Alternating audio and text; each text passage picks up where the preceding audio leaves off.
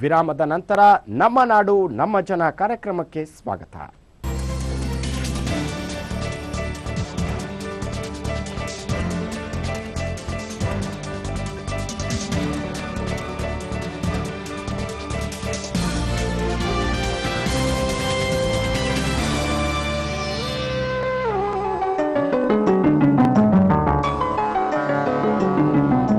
ಜ್ಯೋತಿಷ್ಯ, ವಾಸ್ತುಶಾಸ್ತ್ರ, ಮಾಟ ಮಂತ್ರ ಮೊದಲಾದವುಗಳ ಬಗ್ಗೆ ಸಮಾಜದಲ್ಲಿ ವಿಭಿನ್ನ ಅಭಿಪ್ರಾಯಗಳಿವೆ. ಇಂತಹ ಧಾರ್ಮಿಕ ವಿಧಿಗಳನ್ನು ಕೆಲವರು ಹಣಕ್ಕಾಗಿ, ಸ್ವಾರ್ಥಕ್ಕಾಗಿ ಬಳಸಿಕೊಂಡರೆ ಇನ್ನು ಕೆಲವರು ಸಮಾಜದ ಒಳಿತಿಗಾಗಿ ಮೀಸಲಿಟ್ಟಿರುತ್ತಾರೆ. ಇಂತಹ ಅಪರೂಪದ ವ್ಯಕ್ತಿಗಳಲ್ಲಿ ಬೆಂಗಳೂರಿನ ಜ್ಯೋತಿಷಿ ಬಸಪ್ಪ ಒಬ್ಬರು. ಇವರು ಅಂಜಿನ ವಿದ್ಯೆ ಸಿದ್ಧಿಸಿದ್ದು ಜನರ ಸಾತ್ವಿಕ ಕೆಲಸಗಳಿಗೆ ಬಳಸುವ ಮೂಲಕ ಒಳ್ಳೆಯ ಹೆಸರು ಗಳಿಸಿದ್ದಾರೆ.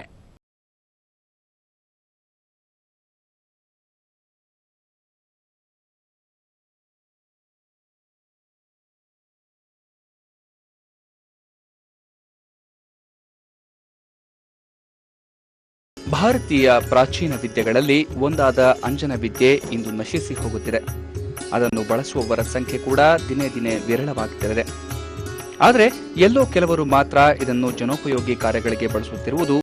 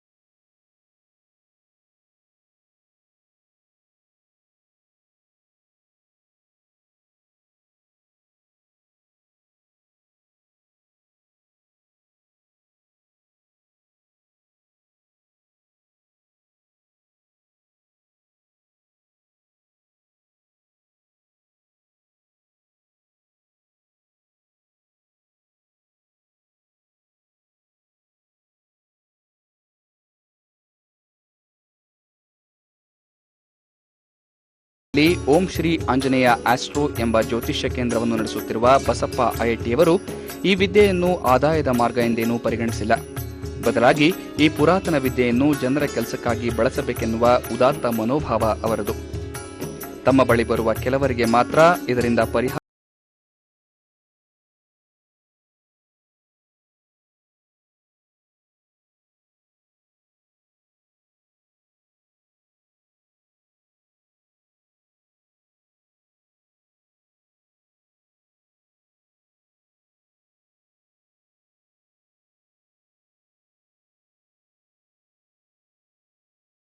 ಬರ್ತಕ್ಕಂಥದ್ದು. ಅವರ ಶಿಷ್ಯಂದರಿಗೆ ಮತ್ತು ಅವರ ಶಿಷ್ಯಂದರಿಗೆ ವರ್ಗಾವಣೆ ಆಗ್ತಾ ಪ್ರಾಕ್ಟಿಕಲ್ ವಿಧಾನದಲ್ಲಿ ತುಂಬ ಸಕ್ಸಸ್ ಆಗುತ್ತೆ. ಗ್ರಂಥಗಳಲ್ಲಿ ಉಲ್ಲೇಖ ಇದೆ, ತುಂಬ ಕಡಿಮೆ ಇದೆ. ಅಂತಕ್ಕಂಥ ಅಂಜನೆಗಳಿಗೆ ವನಸ್ಪತಿಗಳು ಸುಲಭವಾಗಿ ಸಿಕ್ಬಿಡುತ್ತೆ, ಅದಕ್ಕೋಸ್ಕರ ಅದನ್ನು ಮಾಡ್ತಕ್ಕಂಥದ್ದು. ಆಮೇಲೆ ಅಂಜನೆ ಈಗ ಮಕ್ಕಳಿಗೆ ಹೌದು ಅಂದ್ರೆ ಹೌದು ಅಂತಾರೆ, ಇಲ್ಲ ಅಂದ್ರೆ ಇಲ್ಲ ಅಂತಾರೆ. ಮತ್ತು ರಾಜಕಾರಣಿಗಳು ಸಹ ತುಂಬ ಬರ್ತಾರೆ, ಕೆಲವೊಂದಿಷ್ಟು ಅವರು ಡೌಟ್ ಕೇಳ್ತಾರೆ, ಒಳ್ಳೇದಾದರೂ ಒಳ್ಳೇದಾಗಿದೆ ಅಂತ ಹೇಳ್ತಾರೆ. ಇಲ್ಲೇ ಒಂದೆರಡು ಮಿಸ್ಟೇಕ್ ಆಗಿರ್ಬೋದು. ಖಂಡಿತವಾಗೂ ಇದು ಅದಕ್ಕಿಂತ ಮೀರಿರತಕ್ಕಂಥ ಶಕ್ತಿ ಖಂಡಿತವಾಗಿದೆ. ಹಾಗಂತಂದು ಕೆಲವೊಬ್ಬ ವ್ಯಕ್ತಿಗಳು ಇದನ್ನ ಏನ್ ಮಾಡ್ತಾರೆ, ದುರುಪಯೋಗ ತಗೊಳ್ಳೋದ್ರಿಂದ ಇದು ಕೆಟ್ಟ ಹೆಸರು ಬರ್ತಾ ಇದೆ. ಆದರೆ ಖಂಡಿತವಾಗಿ ವಿದ್ಯೆ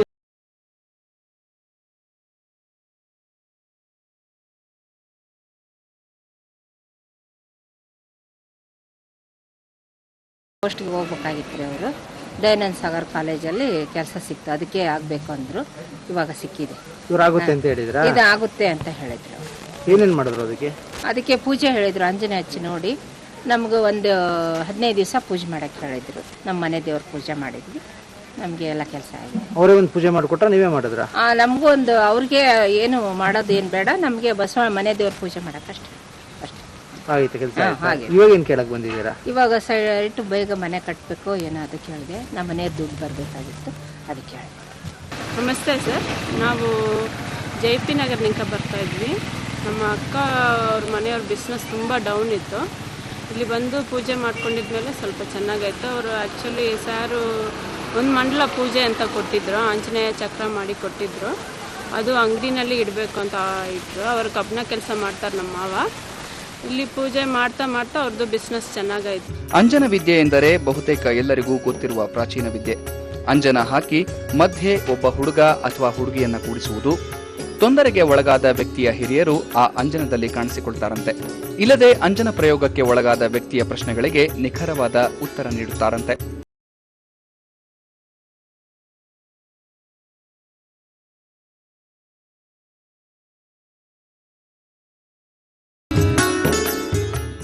ಇಷ್ಟಕ್ಕೂ ಅಂಜನ ವಿದ್ಯೆ ಪ್ರಾಚೀನ ಕಾಲದಿಂದಲೂ ಚಾಲ್ತಿಯಲ್ಲಿದೆ. ಯಾರನ್ನಾದರೂ ಹುಡುಕಲು, ಕಳುವಾದ ವಸ್ತುಗಳನ್ನ ಪತ್ತೆ ಹಚ್ಚಲು, ಹೀಗೆ ನಾನಾ ರೀತಿಯ ಕಾರಣಗಳಿಗಾಗಿ ಅಂಜನ ವಿದ್ಯೆ ಹಾಕಿಸುವುದು ವಾಡಿಕೆಯಾಗಿದೆ. ಈ ವಿಧಾನವೂ ಕೂಡ ವಿಚಿತ್ರವಾಗಿದೆ. ಜನರ ನಂಬಿಕೆ ಶ್ರದ್ಧೆಗಳನ್ನೇ ಕೆಲವರು ಬಂಡವಾಳ ಮಾಡಿಕೊಳ್ತಾರೆ. ಆದರೆ ಬಸಪ್ಪ ಅಂತಹವರಲ್ಲ.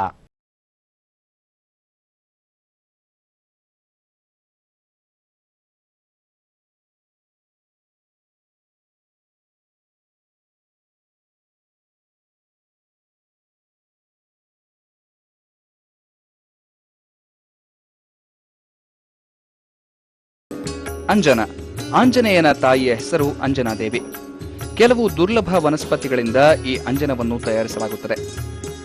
ವನಸ್ಪತಿಗಳನ್ನು ಅರೆದು ಅದಕ್ಕೆ ಮಂತ್ರಸಿದ್ಧಿ ಮಾಡಿದಾಗ ಕಡುಗೊಪ್ಪು ಬಣ್ಣದ ಅಂಜನ ತಯಾರಾಗುತ್ತದೆ.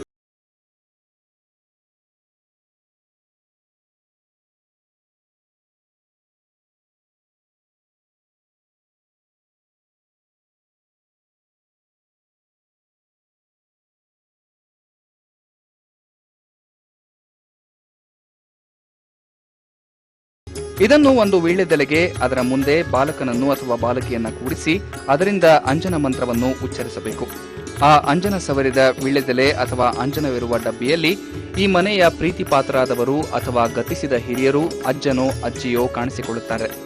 ಆ ಸಂದರ್ಭದಲ್ಲಿ ಆ ಬಾಲಕ ಅಥವಾ ಬಾಲಕಿ ಕೇಳಿದ ಪ್ರಶ್ನೆಗಳಿಗೆ ಸ್ಪಷ್ಟವಾಗಿ ಉತ್ತರವನ್ನ ನೀಡುತ್ತಾರಂತೆ.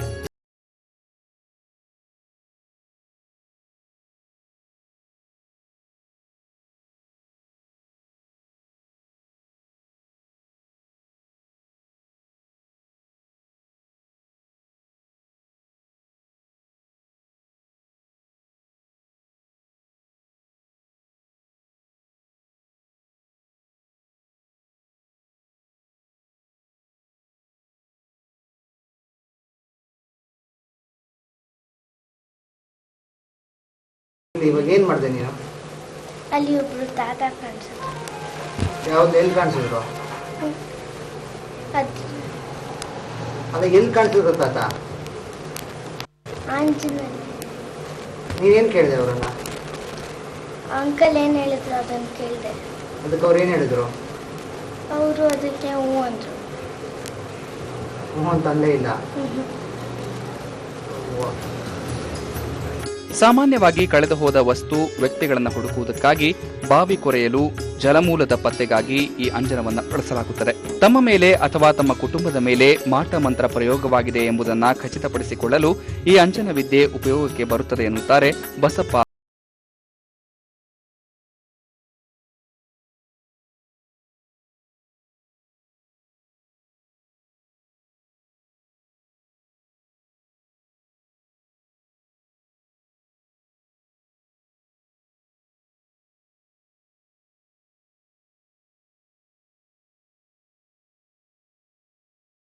ಯಾಕಂದ್ರೆ ಎಲ್ಲಾ ಸೀಕ್ರೆಟ್ ಅನ್ನು ಅವನು ಸಮಾಜಕ್ಕೆ ಬಿಟ್ಕೊಟ್ಬಿಟ್ರೆ ತನ್ನಲ್ಲಿ ಯಾವ ಶಕ್ತಿ ಉಳ್ಕೊಳ್ಳುತ್ತೆ? ಈ ಒಂದು ಆಧಾರದ ಮೇಲೆ ಕೆಲವೊಂದಿಷ್ಟು ಸೀಕ್ರೆಟ್ಸ್ಗಳನ್ನ ಗ್ರಂಥಕೃತ ಹಾಗೆ ಇಟ್ಕೊಂಡ್ಬಿಟ್ಟಿರ್ತಾನೆ. ಅದಕ್ಕೋಸ್ಕರ ಆಂಜನೇಯ ನಾವು ಗ್ರಂಥ ನೋಡಿ ಮಾಡಿದಾಗ ಸಕ್ಸಸ್ ಆಗದೆ ಇರ್ಬೋದು. ಬಟ್ ಈ ಆಂಜನೇಯ ವಿದ್ಯೆ ಸಕ್ಸಸ್ ಆಗ್ಬೇಕಾದ್ರೆ ಒಂದೇ ಒಂದು ವಿಧಾನ ಏನಂದ್ರೆ ಗುರುವಿನಿಂದ ಬರ್ತಕ್ಕಂಥದ್ದು. ಅವರ ಶಿಷ್ಯಂದರಿಗೆ ಮತ್ತು ಅವ್ರ ಶಿಷ್ಯಂದರಿಗೆ ವರ್ಗಾವಣೆ ಆಗ್ತಾ ಆಗ್ತಾ ಪ್ರಾಕ್ಟಿಕಲ್ ವಿಧಾನದಲ್ಲಿ ತುಂಬಾ ಸಕ್ಸಸ್ ಆಗುತ್ತೆ. ಗ್ರಂಥಗಳಲ್ಲಿ ಉಲ್ಲೇಖ ಇದೆ, ತುಂಬಾ ಕಡಿಮೆ ಇದೆ. ಅದಕ್ಕೋಸ್ಕರ ಈ ಆಂಜನೇಯ ಶಾಸ್ತ್ರ ಎಲ್ಲಿಯೂ ಸಹ ನೀವು ತುಂಬಾ ಕಡಿಮೆ ಪ್ರಮಾಣದಲ್ಲಿ ಕೇಳೋದಕ್ಕೆ ಸಾಧ್ಯ. ಆಮೇಲೆ ಮುಖ್ಯವಾಗಿ ನನ್ನಲ್ಲಿ ಇರತಕ್ಕಂಥದ್ದು ಏನಂದ್ರೆ ಬರೀ ನಾ ಅಂಜನೇಯ ಹೇಳಿ ಕೇಳ್ತಕ್ಕಂಥದ್ದಲ್ಲ. ಅಂಜನಗಳನ್ನು ನೀವು ಬೇಕಂದ್ರೆ ನಾನೇ ನಿಮ್ಗೆ 1000 ಜನಕ್ಕೆ ಅಂಜನಗಳು ಕೊಡಬಲ್ಲೆ. ಪರೀಕ್ಷೆ ಮಾಡಿ ಅದು ಸರಿ ತಪ್ಪ ಅಂತ ನೀವೇ ನಂಗೆ ಉತ್ತರ ಹೇಳ್ಬೋದು. ಇವರ ಬಳಿ ಬಹಳಷ್ಟು ಜನ ಪರಿಹಾರ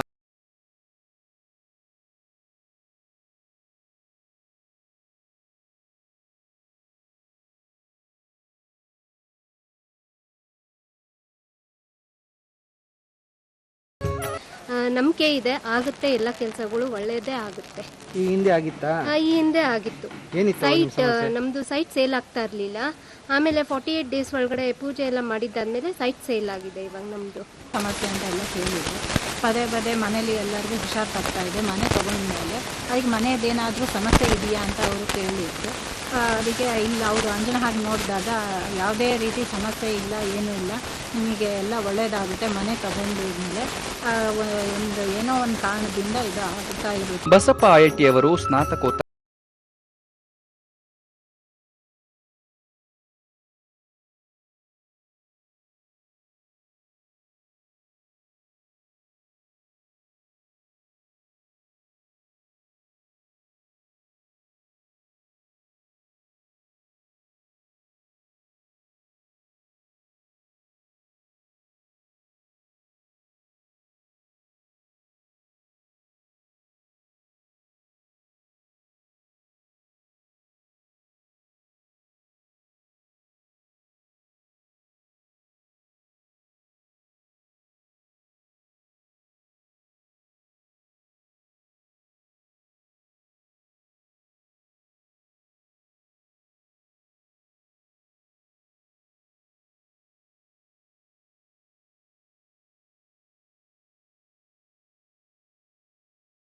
ಇಂದಿನ ನಮ್ಮ ನಾಡು ನಮ್ಮ ಜನ ಕಾರ್ಯಕ್ರಮ ಮುಗಿಸ್ತಾ ಇದ್ದೀನಿ. ನಾಳೆ ಮತ್ತೊಂದು ಸಂಚಿಕೆಯೊಂದಿಗೆ ನಿಮ್ಮನ್ನ ಭೇಟಿಯಾಗ್ತೇನೆ. ವಂದನೆಗಳು.